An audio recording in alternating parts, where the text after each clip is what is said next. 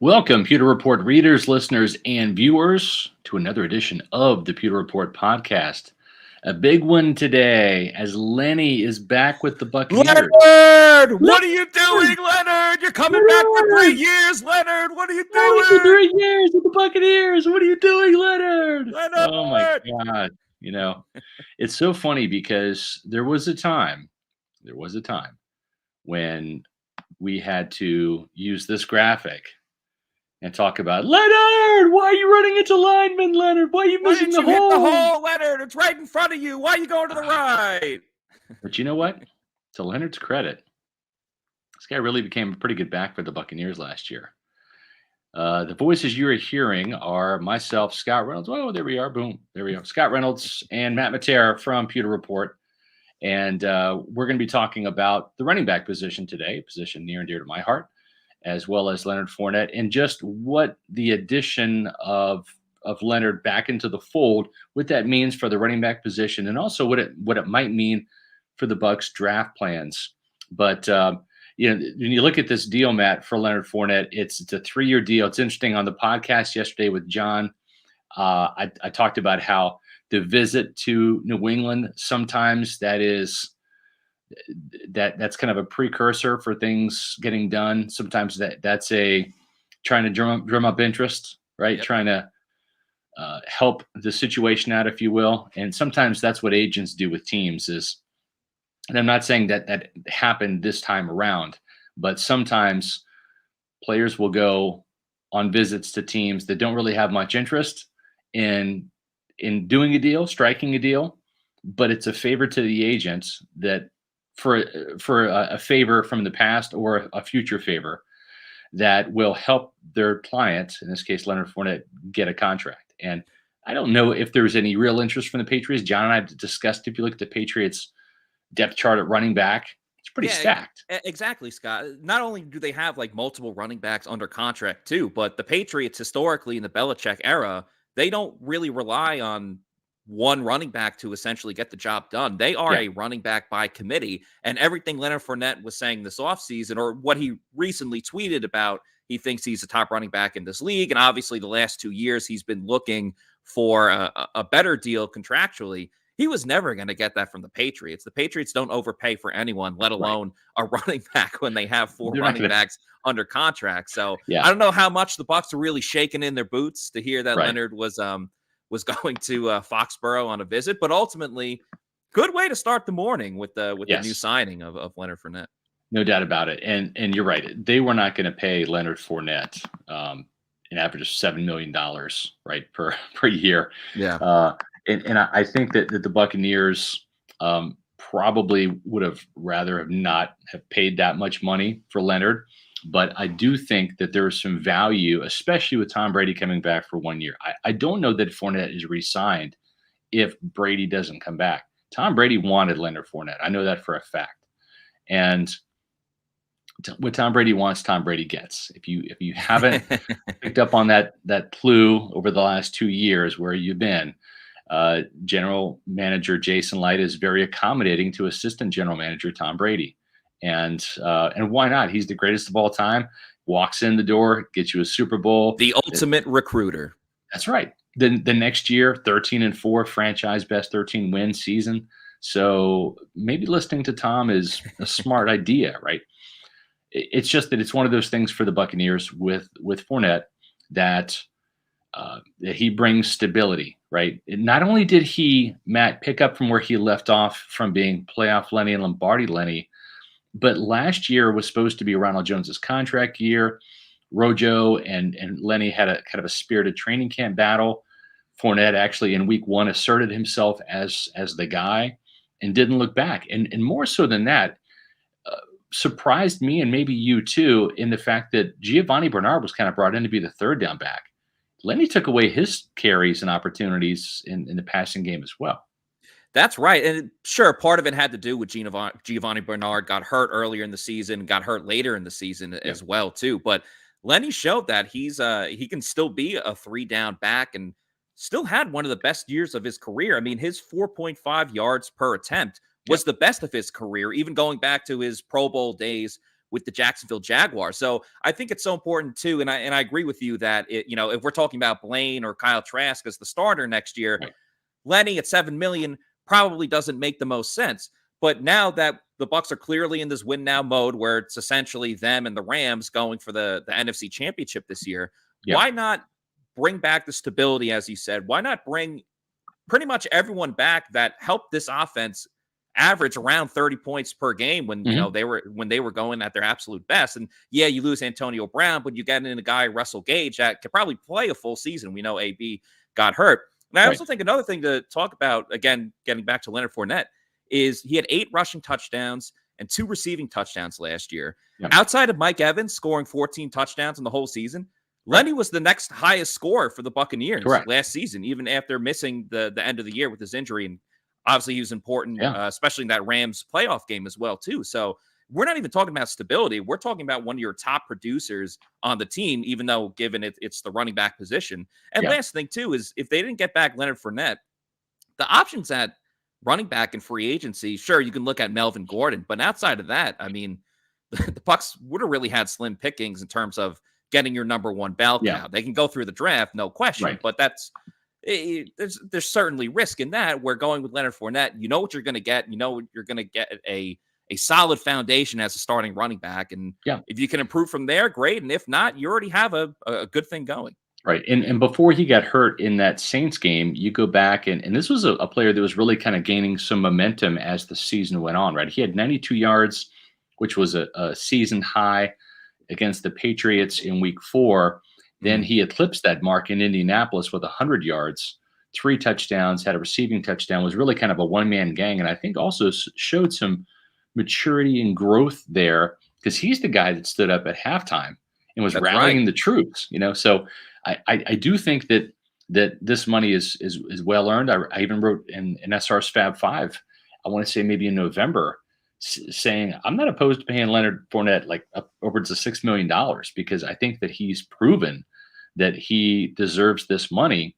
And we'll see now that there's some comfortability, some guaranteed money, if he is just as motivated to earn the paycheck as he is to pursue it, right? Because there's a difference. Sometimes players, when they get paid, they rest on their laurels a little bit. Even Ryan Jensen admitted that his first year in Tampa was his worst year. And then he felt a little embarrassed by his level of play. Then you saw an even better 2019 season, then a 2020 season, Super Bowl. 2021 was a Pro Bowl year for him. So sometimes these guys are human, right? And so I hope there's not any complacency with Leonard Fournette. And with Tom Brady in the huddle, I think that might be difficult to achieve, right? I don't think that Brady's going to let Leonard Fournette be complacent. Yeah, I mean, Tom Brady is the leader that players will not slack around him. But it's a fair point that you bring up, Scott, because even when Leonard was a star in Jacksonville, he was still under his – I believe he was still under his rookie contract, if I'm not mistaken. So he was still under his rookie contract. So he never really got that big payday, and then they let him go. And obviously he signed with the Bucs, and we know everything else that went on after that. So I think it's one thing when you, quote unquote, get the bag, or the running backs version of the bag, because the running backs will never get the same payday that other players once got. But I think it's something to look at for sure, especially when you look at, he got his guaranteed money and a stable contract, which he really hasn't had in his career before. And he's coming into this year's training camp. You look at last year, as you mentioned, it was him and Ronald Jones. They were going to be the top 2 guys. And that competition went all the way through preseason. I think you could even make the argument. I remember their last preseason game was against the Texans, and I thought Ronald Jones played pretty well in that game. And I wouldn't have been surprised if he was the starter to begin the year, but they went with Leonard Fournette. And of course, that was the right decision. But you fast forward to this offseason, and training camp obviously is a couple months away. But when it comes up in August, there's not really a competition at running back. It's Leonard Fournette.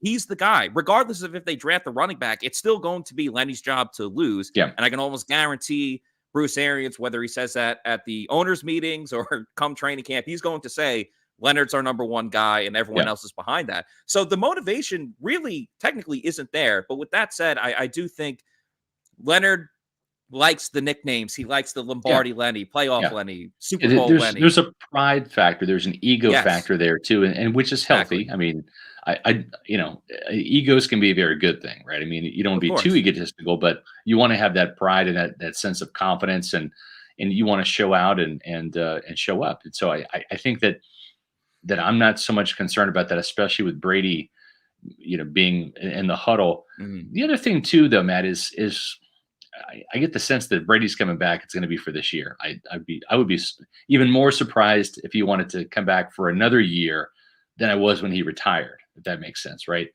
So, having said that, more than likely, unless the Buccaneers do something at the quarterback position other than re-signing Blaine Gabbert and having Kyle Trask as the guys to fight for the heir apparent job, where they're going to be replacing Tom Brady in 2023, having a guy like Leonard Fournette, who at that stage will be entering year 4 in Bruce Arians' offense, they'll Yes. probably have to rely on the running game even more. If Lenny has another year of similar or better production, that makes me feel a lot better about the offense in 2023 post Brady. Does it not? The fact that you have him for at least another year or two under contract. Yeah, absolutely. They say a lot of times too, when you bring in a rookie quarterback or a young quarterback, you want a veteran running back in the backfield standing next to him Right. that can really help him out and guide him with certain things. And of course, everyone always loves having that blanket tight end. And sure, the Bucs have Cam Brate and hopefully Gronk for one more year, but Gronk won't really factor into having a new quarterback. But they have that down with Leonard Fournette. He's a team leader Yep. on this roster. So many people enjoy being around him. As I said, the ego, and you mentioned the ego as well too. So yeah, I mean, we're talking about right now with Brady how much of a factor he is there. But I agree with you, Scott. Coming into year 2 and year 3 of his contract, we'll see what happens. Who's going to be the quarterback then? Because Yeah. so much can change by then. Right. But as you said from the get go, stability and a guy you can count on and rely on. That's always what Bruce Arians is looking for, especially a blocking running back. And Leonard Fournette fits that fold. So Yeah. it's all good there. No doubt about it. And so I think the interesting thing there will be, do they re-sign Giovanni Bernard? Because now you've got 2 running backs. You've got Keyshawn Vaughn, you've got Leonard Fournette. That can be a nice 1-2 punch with Fournette being the lead guy and Vaughn being, the number 2 guy for right now. But I'm just curious who they're going to draft, and then would you add Giovanni Bernard, or is there another free agent running back that you like? John and I talked about Jerick McKinnon from Kansas City, even Darrell Williams from Kansas City. They liked a couple Kansas City backs before, right? They had the practice squad kid, they had Le'Veon Bell. So I just wonder, what are your thoughts on Giovanni Bernard? And are there any other free agent running backs that you like that might come for a 1-year prove it, want to win a ring, want to play with Brady, veteran minimum type deal? Yeah, absolutely. I'm all for bringing back Giovanni Bernard because I still think there's a little bit of unfinished business just from, again, the injuries he had last year, and just seeing him for 1 year and getting to talk to him at some of the press conferences. I just really like where his headspace is at. He knows his role on the team. He knows that he's going to play third down role, but also be a mentor for what most of the part is a younger running backs group. Even I know Ronald Jones won't be here, but being a mentor to Jones and Keyshawn Vaughn, I think there's a lot of value in that there. And I also think too, even though we talked about Leonard Fournette being a 3-down back, a bell cow, I'm all for that, but I don't think that's necessarily be the case from week 1 all the way to week 17, week 18, because you're going to run them too tired. That's when injuries start occurring, when you're on the field so much. So if you want to do that in December during a playoff push and into the playoffs, I'm all for that. But then you go into the season and Keyshawn Vaughn, I'm okay with him. I don't love him. He showed some flashes at the end of the season with his big run against Carolina, but he dropped a lot of passes and he, wasn't really great at pass blocking either. Yeah, I think there was see more from him before I'm on the right, exactly. So I'm bandwagon. Yeah, so I'm fine with Sneak just giving Leonard Fournette a rest on first and second down. But when you're talking about third down, if you're going to draft a running back and you're going to have a rookie running back in there, that's a big risk too, because not every rookie running back is great at pass blocking when they first come in. So I think it's important to bring in a veteran. Giovanni Bernard, I just said I'm on board for. I like the 2 Kansas City guys as well, especially McKinnon, because I think he's so versatile in Obviously, the passing game, when you're talking about third down, that's all you really want. I think that's a big help. So the two Kansas City guys I'd be down for. Tariq Cohen is a very, I don't want to say like a splashy name, but Yeah. obviously he had a little bit of success in Chicago, and he's kind of more towards one of the top running backs, I guess, that's still on free agency. So I don't even know. Who knows? He's coming off that injury. He's still Exactly. recovering So from that ACL in yeah, so 2020. you talked about that in the Fab Yeah. Five, so that's where it kind of registered into my head a little bit. Like guys coming off an injury, looking to prove things. Oh, hey, Tom Brady is right here. Just knocked over the mic. Yep. So he's a veteran guy that has talent coming off an injury. I don't know if he would want to play for a cheap deal because that's essentially what the Bucs are looking at this point for veteran rookie running backs. But for veteran running backs on short deals, but if he wants to take that and go with Brady. Brady's recruited a lot of guys. It wouldn't necessarily shock me. The thing too with Tariq Cohen, if he's back to where he was a Pro Bowler in 2018. The guy threw a touchdown pass. He caught touchdowns. He rushed for touchdowns. He had a punt return for a touchdown. So he can be a dynamic playmaker if he's healthy. And of course, that's the big thing. It took Jerick McKinnon 3 years really to get back from his ACL injury to be what he was in Kansas City during that playoff run. I mean, he was still third fiddle behind Clyde Edwards-Helaire, Darrell Williams, who's another interesting back because Williams, I believe, played with Fournette at LSU and really had a slow 40 time coming out of college. I believe went undrafted, but he's that type of player that Kansas City likes. That is a guy that can run and catch the ball. Very similar to what Tampa Bay has in mind. Mark Fisher has a question. $7 million, Scott, in your plan, you said $6 million. I'm happy, but do you feel we overpaid? I don't know. $7 million, $6 million. I'll put it like this, Mark, and that's a good question. I appreciate that, and your donations to Peter Report. I'll put it like this, and this is a graphic that I kind of surprised John Ledyard, who's anti-running back, right? Yeah. But I'll put this up, and this kind of explains a lot. This was the wide receiver tight end analysis versus the running backs, essentially. And you can see here, now listen, I'll be the first to admit, you got the quarterback whisperer, Matt. That's your head coach, Bruce Arians. You've got the greatest quarterback of all time in Tom Brady.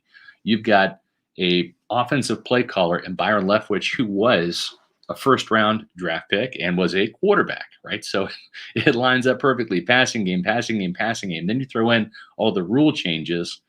And by the way, you have a $20 million wide receiver in Chris Godwin, a $16 million receiver in Mike Evans, and a $10 million receiver in Russell Gage. So your third wide receiver is making more than your starting running back, right? That's the hierarchy of the salary cap and how the Buccaneers value the positions.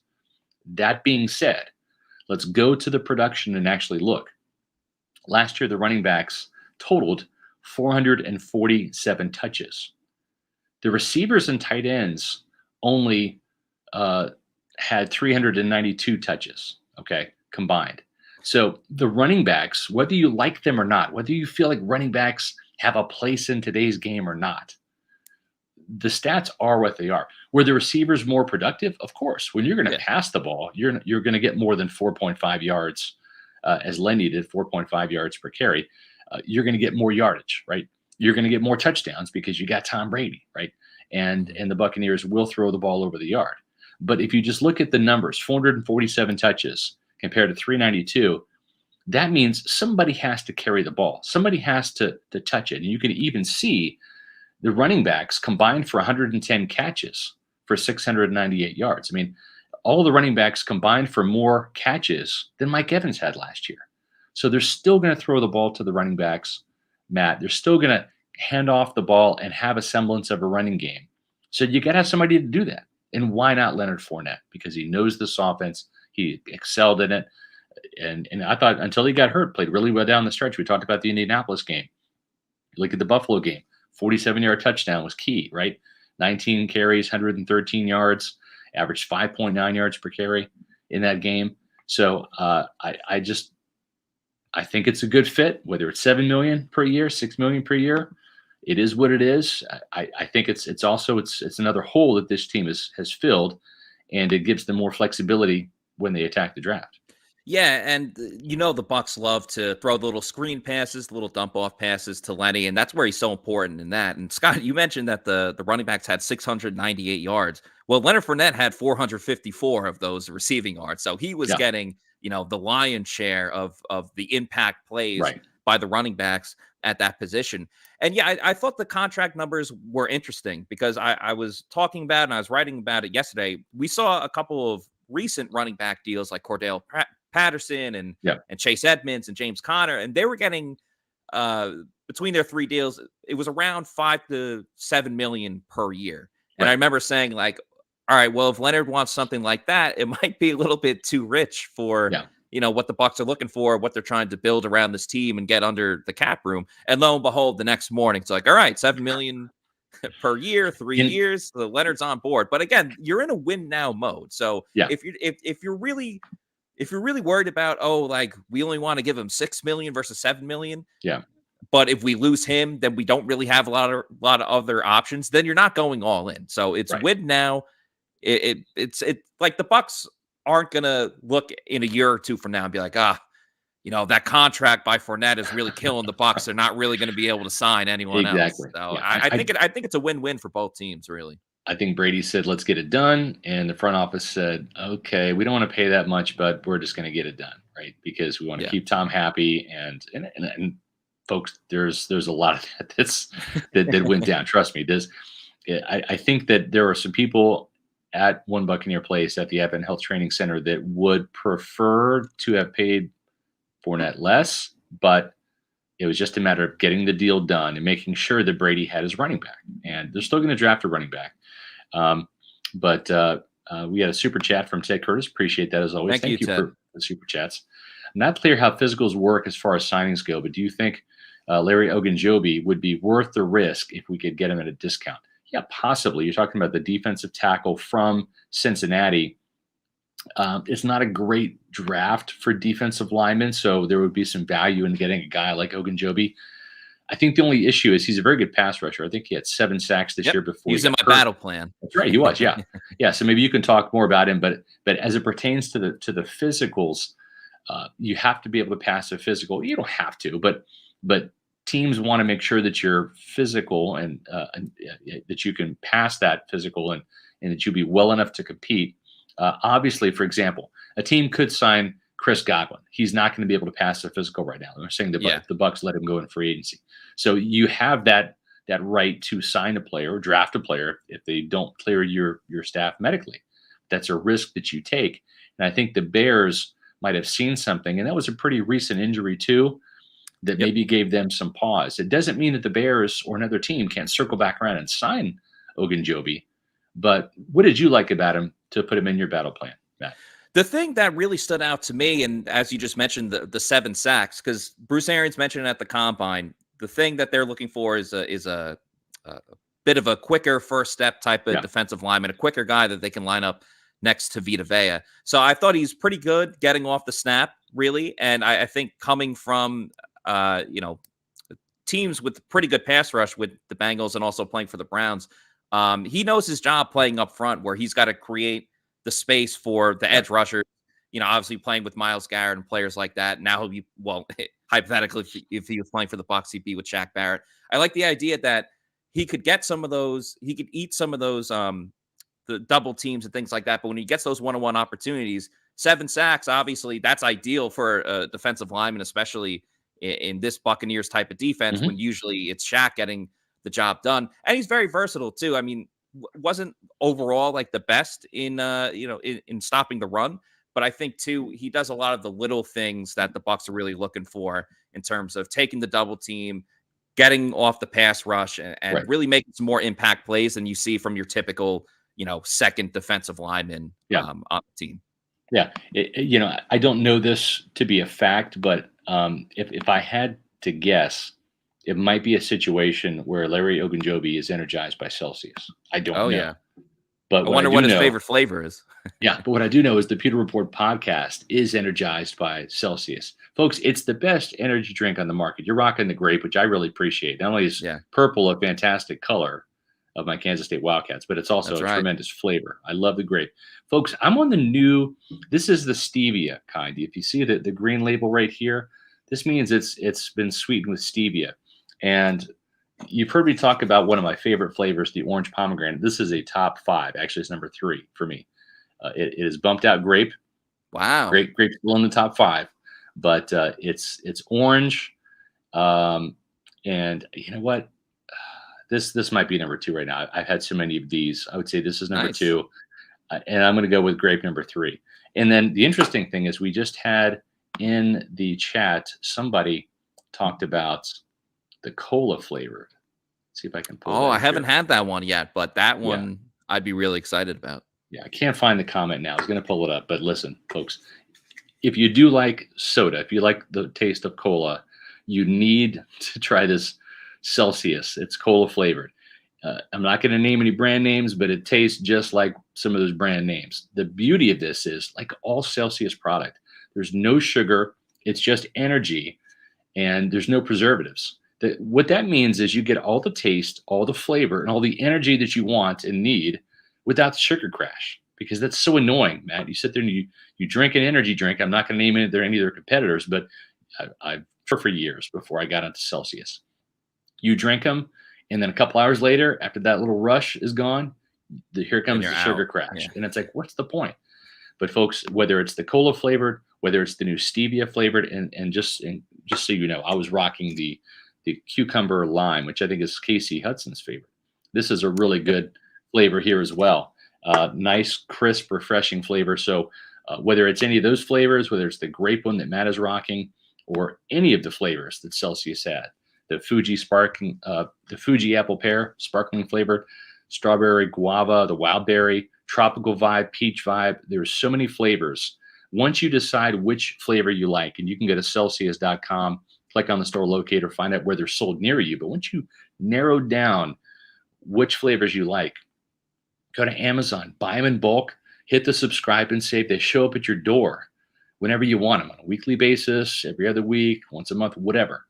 And that's the beauty. You save money when you order them on Amazon. And do what I did to get the variety pack. They'll put a bunch of them in there for you. That's how I kind of rediscovered the cola flavor. And I enjoy this from time to time as well. So Celsius, they get it done. Our show is energized by Celsius. Check out the power bars too. They are very good.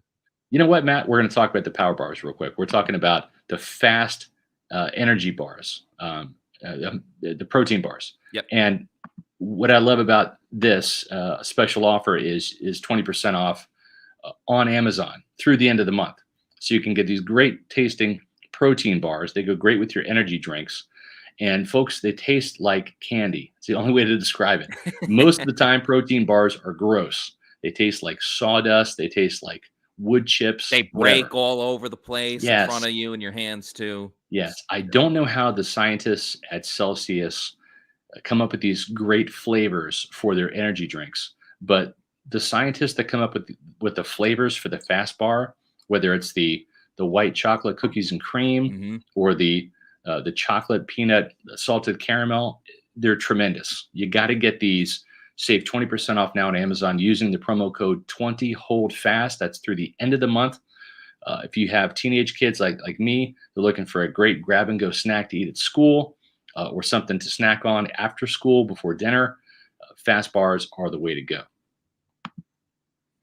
Well, Matt, we talked about some of the holes getting filled up now, and this is yet another hole for the Buccaneers on their roster that has been solidified. So let's take a look at that real quick. Let's look at the Bucs offense right now, and you can see that just about every single starter is there now. And Ali Marpet's gone, but I get a feeling that either Aaron Stinney, Nick Leverett, or maybe they draft a rookie.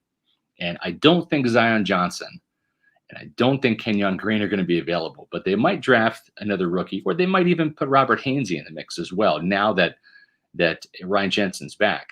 But this is a pretty good-looking offense now with Russell Gage in there at number 3. We believe Rob Gronkowski is going to return, so that will pretty much give them their starting 11 right there.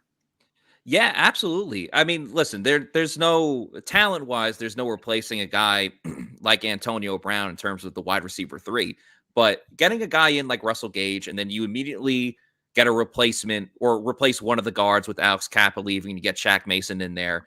And I think you're going to have a great competition at left guard, replacing Ali Marpet, as you mentioned, with Stinney and Leverett and possibly Hainsey, where even though certainly you're going to get a player that's at this moment not as talented as Ali Marpet, you're going to get a guy, though, that earned that position. So I don't see a ton of drop-off from the offensive line or even the receivers group. Again, no replacing the talent of Brown, Right. but I think Gage will be an excellent addition to the offensive line. So I'm looking at another team this year where I don't see a ton of drop-off in terms of, especially at home, they were scoring 30 points a game, and I know they have a much tougher opponents this year, but I see no reason why, again, Tom Brady can't lead the NFL in passing yards, and the Bucs can't have a top 5, top 3, top 1 offense because they still have all the talent.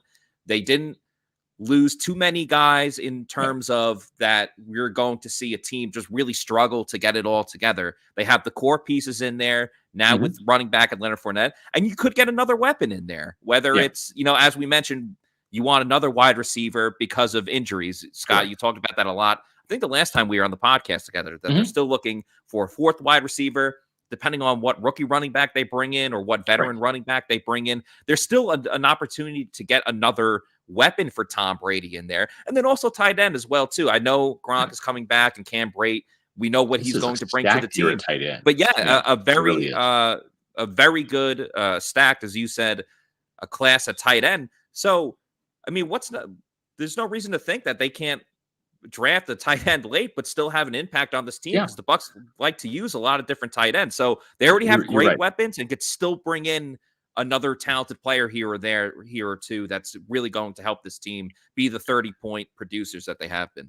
We'll look at the defense in just a second, but I think offensively, right, it's like you talk about maybe another guard to throw in the mix, just add for depth, another tight end for sure, and that could be a day 3 guy because it's so deep at the tight end position. Running back could also be a day 3 guy because you've got Leonard now, you got a 3rd rounder invested in Keyshawn Vaughn. There's still a lot of guys in that there will be 3rd day guys that I think can fit what the Bucs want to do in terms of running the ball. So I think it gives them a lot of flexibility. But speaking of flexibility, Scott, did you see Jeff Howe reported that Brady's restructuring his contract? That is a premature report. That is not happening. That has not happened today. Let's put it that way. I know that for a fact. They will do something, but it's that report was premature. They haven't done that yet. Doesn't mean it can't happen tomorrow, but they have not done Brady's deal yet. But that's something that will be in the works.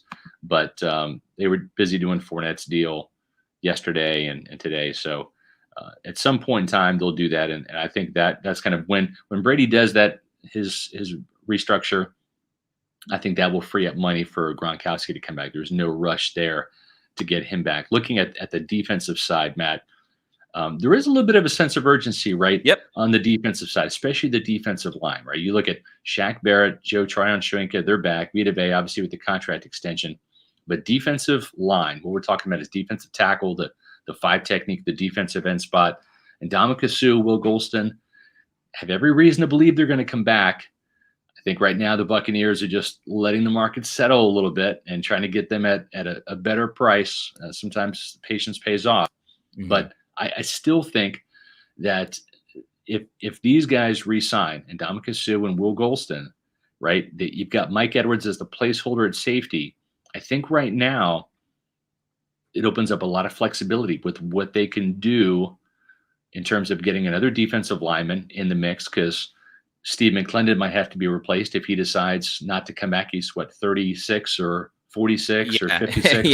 He's up there. Hey, he'll always have that interception though on Monday Night Football against the Giants. Yes, yeah. So he has a special place in Bucs history. No doubt. But when you look at this though, it doesn't mean they're beholden to take a defensive lineman in the 1st or 2nd round. They can wait till day 3 because they would have their starter set with Suh and Golston. Then you get a guy that's a developmental guy that can come in. Same thing, you can draft a cornerback, but getting Carlton Davis back doesn't mean you have to get one in the 1st round or the 2nd round. Safety is an interesting position because Mike Edwards is in a contract year himself, And although Logan Ryan has some safety experience, John and I were thinking he probably is better served to be a nickel cornerback, a slot cornerback, in contention for some playing time with Sean Murphy Bunting. Yeah, that'd be interesting because I know Jason Light said yesterday, and ultimately he doesn't. It's up to the coaches to make the decision. Right. But he said that they viewed him as a safety, but he does have experience playing the nickel position. I would find that very interesting though, because it kind of goes back to a lot of things that we talked about with Mike Edwards in general. Of does this team trust Mike Edwards to be a full-time starter, or as well as some of us being like they should trust Mike Edwards as being a starter, let him get in there and be the guy that's going to create all the turnovers. And on the other side at nickel, though, it seems like, Sean Murphy Bunting struggled a fair amount. Russ Cockrell was great in training camp, but that didn't really necessarily translate over to what he did and during the regular season. I think Logan Ryan ends up taking Russ Cockrell's spot on the depth chart. Okay. I think that's the roster move that ultimately happens. And then Ryan gives you that positional flexibility. It's just that we saw Mike Edwards play in the slot so much, right? He replaced Ross Cockrell, right? When Sean Murphy Bunting was out until he came back. So I don't know. I think that's an area they want to upgrade. And even if you look at that ill-timed blitz, right? I mean, it wasn't all Antoine Winfield's fault, but they didn't like that matchup on the slot receiver. Not just the best slot receiver in football, the best receiver in football last year in Cooper Kupp. I mean, that was just doomed from the start. But I think that's an area where they really have to hone in on. And sometimes, you try to find these cornerbacks that can play inside or out. And if you look at Carlton Davis, he's really an outside guy. And you look at Jamel Dean, he's an outside guy. But sometimes some of these nickel guys, like a Dax Hill from Michigan, right? He's a safety, but really was a slot corner. And I think maybe that's what Logan Ryan will end up being for the Bucs. We'll see.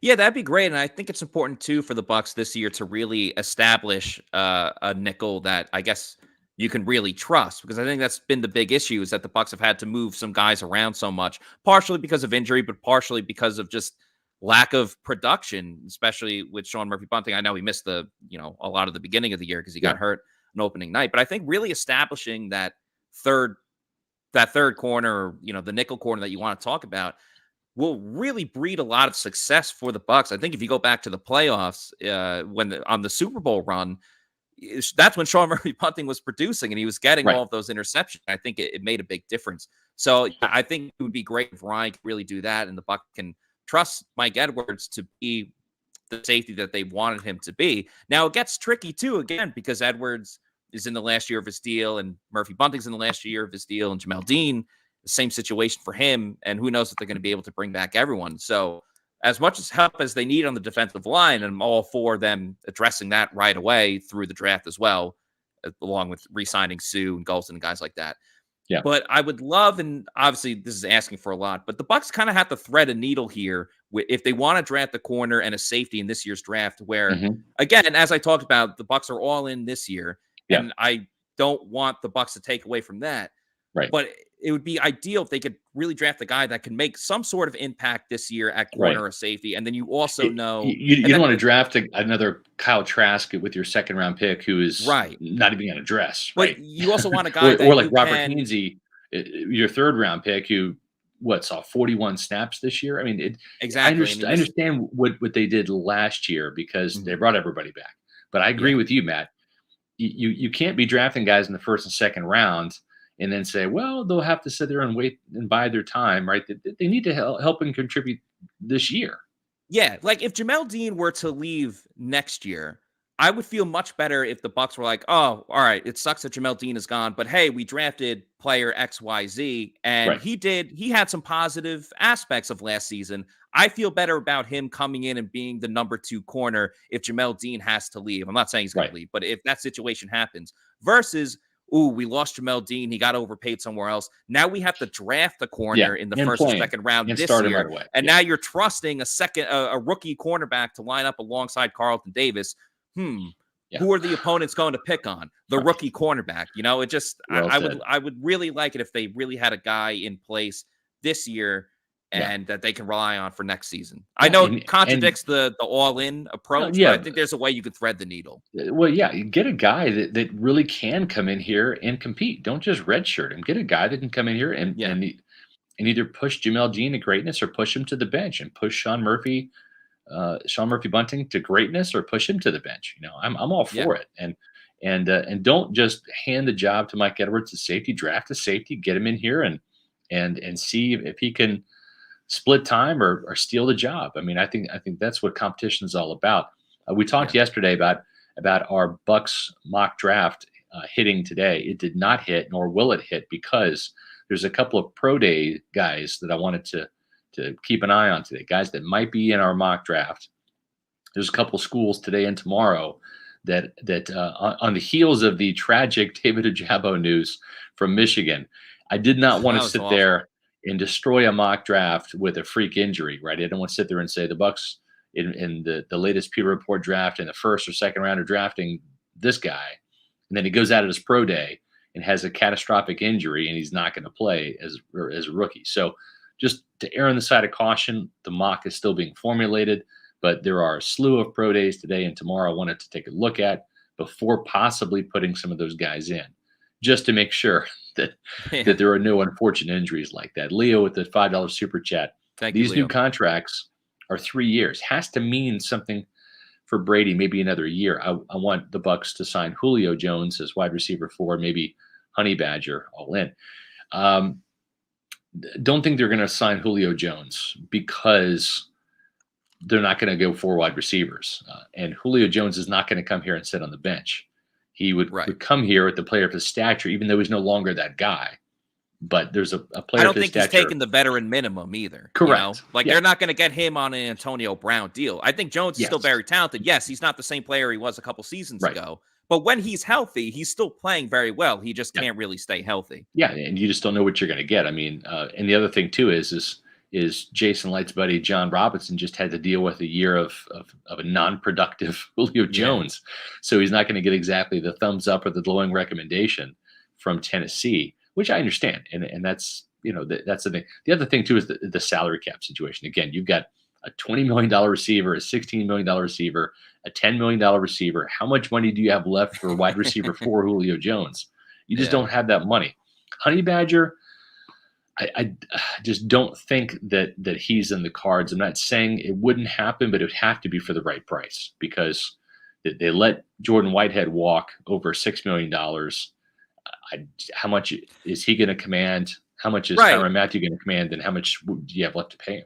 Yeah, I don't think he's going to get what his initial asking price was, which I believe it was around one of the highest paid safeties in the league. So I don't think he's going to get that. But I also, Tyrann Mathieu doesn't have to settle for, I'm going to take a cheaper deal and go try to win a ring, because he already won a ring. All right, he doesn't have to go and do that. And I understand he's got a great relationship with Bruce Arians. He's obviously the coach that drafted him. But I still think Tyrann Mathieu is going to, I could see Dallas overpaying him. And I know Dallas had to get rid of a lot of guys just to get under the salary cap and trade Amari Cooper and guys like that. But I could still see Mathieu getting a contract that he would be very happy with, where he could still be the number 1 safety, not really have to try to earn his spot, and which he would at least be in competition with Mike Edwards, I would say. So I think he's still going to get paid way more than the Bucs can really even afford at this point. Yeah. Mikey with a couple of super chats. Again, we appreciate these. When is John dropping his mock draft? John and I actually collaborate on the Pewter Report mock draft. I write it up, but that's a collaborative effort. That's something where I kind of come up with some names and we kind of talk about it, and even though it's even though it's authored by us, by me, it's one of those things that there's definitely some collaboration on. John does come out with his own NFL first round mock draft. He's already done one of those. I think he'll do another one probably next week is my guess. And then so this is our Pewter Report third mock draft. We'll have 2 more. We'll have one at the beginning of April, and then another one the week of the draft. So we're narrowing down some of the guys. We're getting some information on. Mike also points out when we drafted Joe Tryon, he failed his physical. Well, that's a situation where he was injured. The Bucs knew that, but he certainly participated in training camp, etc. So I definitely think that he's in position. Matt, are you doing some house cleaning over there? Oh, do you hear that drilling? Yes. Okay, it must be vacuum cleaner. I think it's my neighbor or something like that. Okay. It's not coming from in my apartment. I apologize if it's okay. Just tell them we're doing a live show here, and if they could, there you go, Matt. Take control, take care of business. So yeah, it's one of those things. Sometimes that does happen where players will be injured coming into a team, be at the draft or whatever, and they know that, and they know the timetable for recovery, et cetera. Obviously, Joe Tryon-Shinka didn't miss any time last year. Again, more super chats. Appreciate these. So no Julio Jones. No, Matt, do you see Julio Jones coming to Tampa? I don't, for the reasons we already talked about. Yeah, we just talked about it. It's still going to be too much money. He's not going to be wide receiver 4. When he can go to a team like the Packers. They clearly need a wide receiver after trading their best guy. So there's a lot of better options for Julio Jones out there. One of those guys might be Christian Watson. He might be a guy that would be wide receiver number 4, the Tampa kid from playing high school. He might be in contention for coming to Tampa, maybe in the second round. And I think that's the important thing. Whoever wide receiver 4 is probably needs to be on that rookie contract, that cheaper deal to help the Buccaneers from a salary cap standpoint, or it's maybe Rashard Perriman on his 1-year cheap deal as well. We'll see. I'm kind of Casey Hudson won't like this, but I'm kind of out on Rashard Perriman. Like, all right, it's great to have him back. He can compete. Right. But he didn't really play special teams. He didn't have much of an impact other than the overtime touchdown against Buffalo. I'd rather just see like a rookie come in. Like, I don't know what to make of Christian Watson because I think he's super talented. And initially it was like, oh, he could be like a day 3 pick or maybe a developmental 3rd or 4th round guy. Yeah.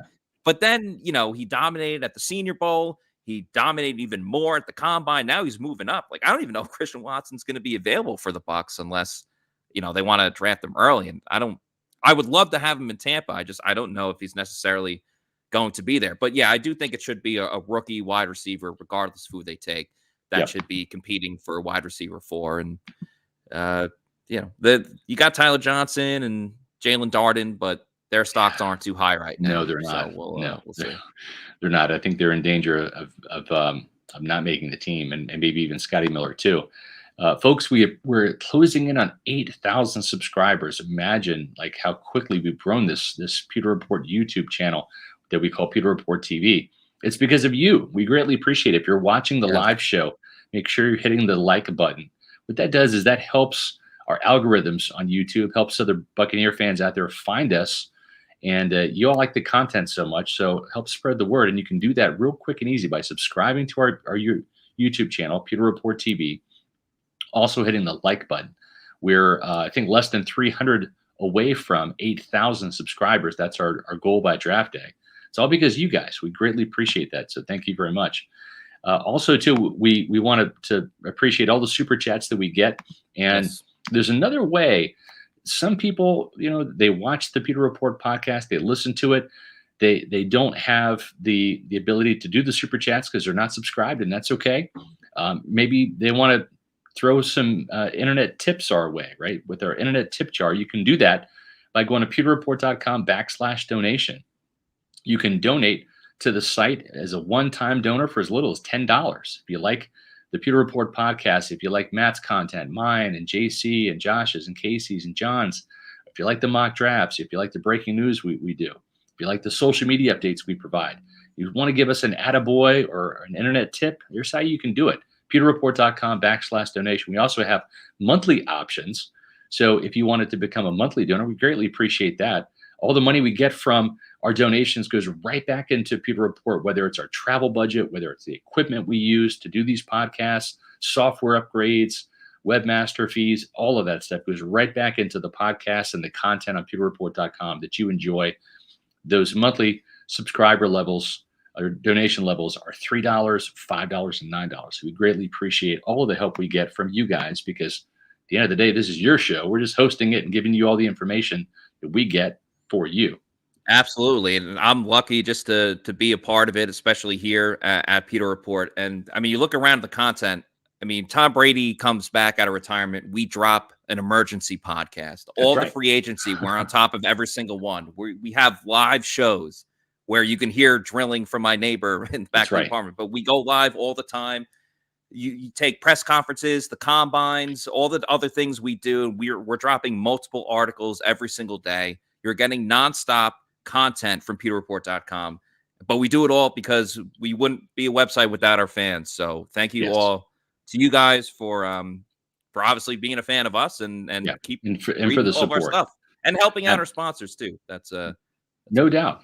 And Matt, it's probably a good time for me to talk about one of those sponsors, the great folks over at Aimuni Financial. At Aimuni Financial, we help you live in the now. Congratulations. We're so happy for you. Thank you. And even though the now may feel very different, you still need to plan for the future. How's retirement treating you? Oh, just fantastic. I know I say it all the time, but you really got to come up to Colorado. Let's do it. All right. Yeah. We can help you develop that plan to keep you on track, so you can still prepare for tomorrow, today. Aimuni Financial. Plan ahead, stay ahead.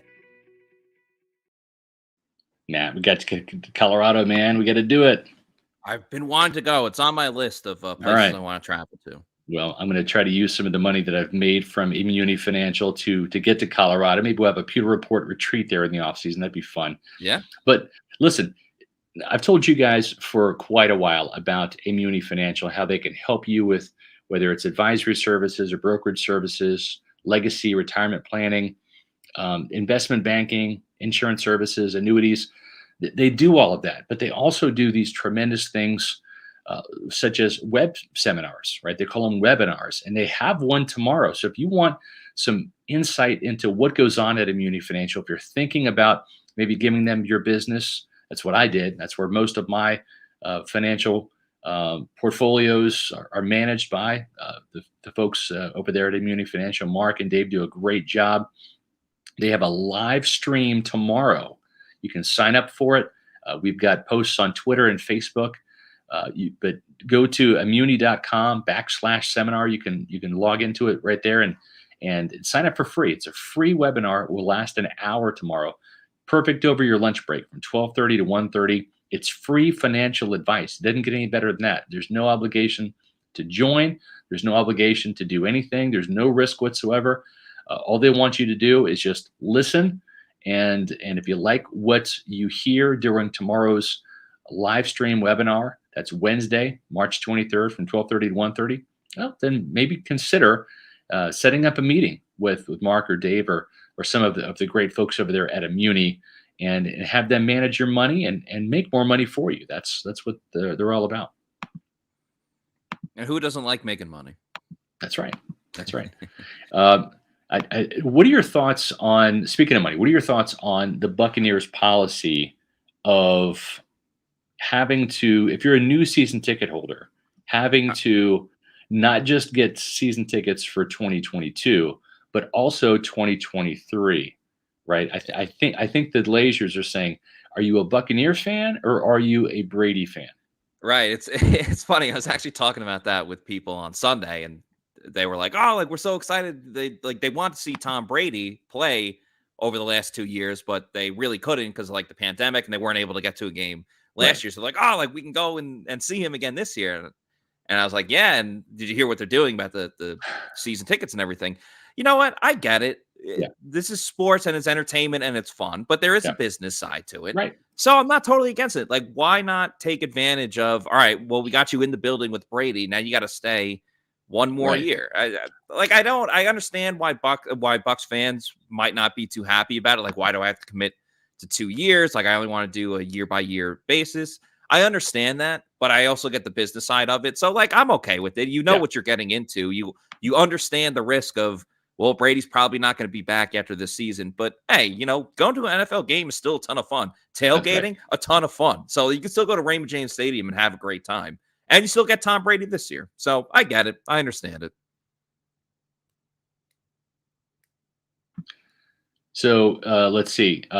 We have some interesting news here. I was just taking a look at from Greg Allman. Former Bucs wide receiver Mike Williams, whose off-field problems led to him getting traded to the Bills in 2014, is back in legal trouble again. There's a warrant out for his arrest. Warrant for failing to appear in court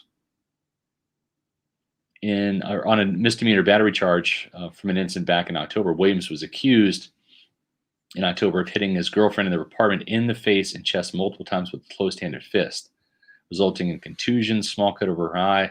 Wow, that's unfortunate. Yeah, that's not good. Yeah, there was always some kind of character concerns with Mike Williams. He had a couple of 900-yard seasons, came close to 1,000 yards a couple times. Just one of those guys, if he would have just focused on football, I think he would have been okay. But he wanted to be a rapper. I mean, The Bucs had 3 rappers on their team last year: Devin White with Get Live Stables, Le'Veon Bell, and Antonio Brown. So rappers and players on Tampa has been common on this team. But yeah, it is unfortunate when you have an extremely talented player and obviously can't just get it all together. I think of like a player like Justin Blackmon, who was so talented in college, but obviously had a lot of personal issues and could never really get everything on the same page when he went to the NFL. So yeah, it's sad. It's unfortunate that it's gotten to that point. Exactly. Williams. Tony says, love the live interaction of the live chat. Yes, that's one of the cool things about the YouTube experience here on Pewter Report TV is not only do you get to listen to Matt and I pontificate and entertain and inform you about Buccaneer news, but then there's also the chat that's going on too, where the chat is always bumping. The chat is always a lot going on. We really appreciate you guys because there's a lot of times I'll see you guys say something and I start like chuckling, but I can't. Yeah. Obviously I got to go on with the show, but yeah, you guys are awesome in there. No doubt about it. It's great. That's where we read our super chats from. We do take some questions, put some comments up there when we can. But yeah, it's also great to see the interaction between the fans out there in Pewter Nation, the Pewter people, right, out there talking about their favorite team while the show is going on. That's always so cool. So Thursday, I know I said it yesterday, meaning today, but Thursday, new Bucs 7-round mock draft is coming. Make sure that you stay tuned to pewterreport.com for that. What's up with Julian Edelman? He's not coming. I think that's an old video. You guys talked about it yesterday. That's just Tom Brady trolling social media just because he's bored, right? I mean, and then Gronk chimed in too, which obviously gets people even freaking out more. But, yeah, exactly. Speaking of freaking out, Matt, when you think of bowling alleys, you think of bowling and beer, and but you don't think of great food. But boy, the folks over at Pin Chasers, one of our proud sponsors for years, they just absolutely crushed that notion because over at Pin Chasers, it's bowling, food, and fun. And that is, you are 1,000% right, Scott. The food is underrated. It's an underrated grill. Go out and try it, and you will be more than satisfied with the meals that come to you. Pin Chasers, there's so many different locations, but it's such a great time when you go out there. If you got young kids, you could bring them there. It's a great, night for a family night. You could host birthday parties there. If you don't have kids, no problem. Go out with a group of friends. Go on a double date, triple date. Show your girlfriend that you still have some talent left over from your high school sports days, or maybe you're a college athlete. There's so many different deals. The food alone is great, and they got servers that'll take it right to your lane, so you don't even have to get up. They bring it right to you. But they have different events literally every single night. Like tonight, it's all you can eat pizza after 9 o'clock. It's all you can bowl on Thursdays. $1, $1 Miller Lights, I believe. You can go and watch the March Madness tournament, bowl, and have some beers as well too. So whether you're going with your family or friends, there's always so much to do there at Pin Chasers. So go to pinchasers.net to reserve a lane, and you will have a great time. Yeah, I just got back from a beach trip during spring break, but then the week before that, I visited my daughter Ellie out in Kansas. She goes to Kansas State, like her old man, and go Wildcats. Yeah, go Wildcats. And my son Logan loves to bowl. He goes to Pin Chasers Friday nights and does like the bowling after dark and all of that. It's a great safe place for kids to kind of congregate. He's 17, and he goes there with his buddies, stays out of trouble and bowls. And so he's been bowling. I'm going to be 50 years old next month. It almost pains me to say that, but I've got like these old arthritic hands. I mean, like if you look at that, that's my crooked finger and stuff. So, I've been typing for 27, 30 years, dating back to college. And so my hands are just about shot. So I went out there to Wildcat Lanes at the K-State campus and I put on a clinic. I came back from behind and beat Logan by 1 point in the first game, and then I Nice. smoked him in the second game. Ellie loves the bull, but she's not that good. But yeah, Pin Chasers is a fantastic place for the family, for the date night, whatever. So Matt, any final thoughts on Leonard Fournette? I think the one thing that's kind of critical, because right now the Bucs are chasing the Rams in the division. And if you go back out there to, I shouldn't say in the division, in the conference. Yeah, conference. If you go out there and you look at the performance by the Buccaneers, Tom Brady was the leading rusher in Week 3 in that 34-24 loss. Leonard Fournette had 4 carries, 8 yards. They rushed for, I think, 32 yards that game, or 31 yards. And then you look at the most recent loss, right? And that is, again, to the Rams, right? And that home playoff loss that was crushing for Buccaneer fans, watching the team rally back and then lose in the last couple seconds. 51 yards on the ground. Leonard Fournette had every single yard. He did rush for 2 touchdowns in the game. Caught 9 passes, 56 yards. He had a very good day overall with 107 yards and 2 touchdowns. But the Buccaneers could not run the ball in either one of those games. So hopefully Leonard Fournette, the rejuvenated offensive line with Shaq Mason, can get the running game going, because that was really a big key during the Buccaneers Super Bowl run. They ran for over 127 yards in 3 out of those 4 games and scored a rushing touchdown in all of them. That's right. And Scott, I mean, you pointed it out brilliantly in your Fab Five, where you talked about how the Bucs have to do better in the run game, where, even their Super winning season, the regular season, I think they what did they rank? They ranked, they had 94.4 rushing yards per attempt, but that was per game. And that was in the late 20s. And last year they improved they got up to, 98 yards per game, but that's still towards the bottom half of the league. And you pointed out in your Fab Five that most of Tom Brady's Super Bowl winning teams going back to New England, they had, a top tier running game or in the top half of the league. So I'm optimistic that Leonard's back. I obviously still think if nothing too much changes in terms of the offensive line and the running back room, they're still going to have a formidable run game, but it could definitely be better. So they got Lenny. I'm excited to see what they're going to do next, whether that means Gronk, whether that means getting a Ndamukong Suh on the defensive line, but there are still more moves to come. But I think patience is the key too. The moves are going to happen, but as you said, they still got to figure out what they're going to do, whether it's a restructure of Tom Brady's deal, if they're going to move some other pieces around. But there will be more signings. There will be signings all the way up to training camp. So there's still going to be a lot more of moves to be made. But as of right now, love what they're doing on offense. I think it's going to be another very productive offense in the 2022 season for the Bucs. I agree. And the latest piece of the puzzle was Leonard coming back for 3 more years. Oh my gosh. Good stuff today. We appreciate you joining us out there today, Pewter people. You're fantastic with the super chats and the great questions.